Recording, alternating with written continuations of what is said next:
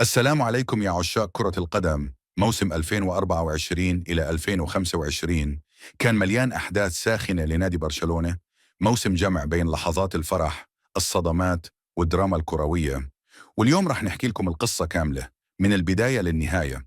بداية الموسم كانت واعدة، فوز وراء فوز، أداء هجومي ممتع، وهجوم بقيادة ليفاندوفسكي اللي كان ماكينة أهداف، والدفاع بقيادة كوندي وأراوخو أعطى انطباع إن الفريق راجع بقوة. كان واضح إنه برشلونة هذه المرة عنده طموح كبير لاستعادة الأمجاد، مع لاعبين شباب واعدين مثل بيدري وديونغ اللي بيدعموا خط الوسط. لكن كما يقولوا، الرياح لا تجري دائما كما تشتهي السفن. الإصابات كانت العدو الأول لبرشلونة هذا الموسم. إصابات أراوخو وبيدري وديونغ كانت كارثية على الفريق، خصوصا بيدري اللي غيابه عن وسط الميدان حسس الفريق بفقدان صانع اللعب الأساسي وقلب الإيقاع، مما أجبر المدرب هانسي فليك على تغييرات تكتيكية كتيرة ما كانت دايما ناجحة أو مناسبة.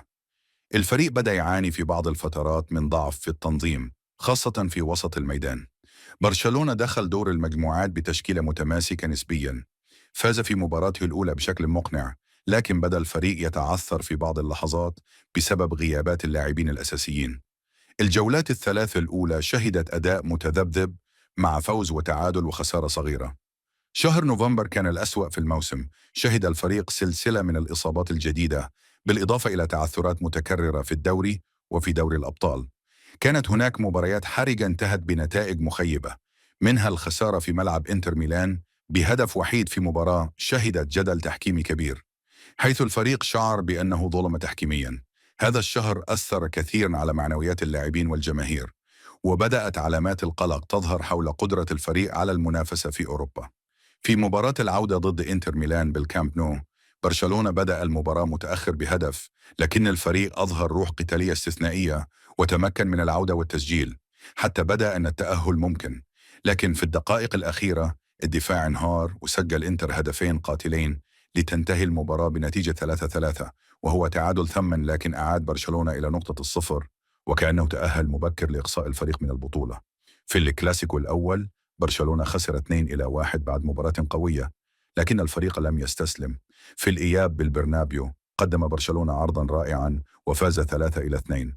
فوز رفع معنويات الفريق والجماهير، وأعاد الحلم بالعودة للمنافسة على اللقب. على الرغم من هذه اللحظات الإيجابية، الفريق فقد نقاط سهلة ضد فرق متوسطة، وكانت هناك هزائم وتعادلات كثيرة خارج الديار بسبب غياب العمق في التشكيلة والتأثر البدني بضغط المباريات والإصابات المستمرة.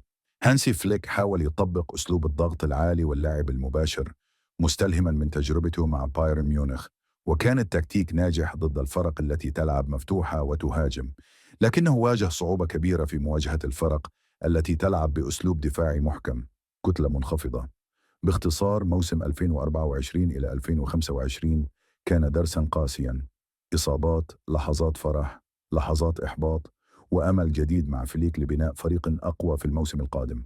رسالتي لكل عشاق برشلونة: الأيام الحلوة جاية، خليكم دايما ورا فريقكم، لأن برشلونة ما يزال من أكبر الأندية في العالم وقادر على العودة أقوى.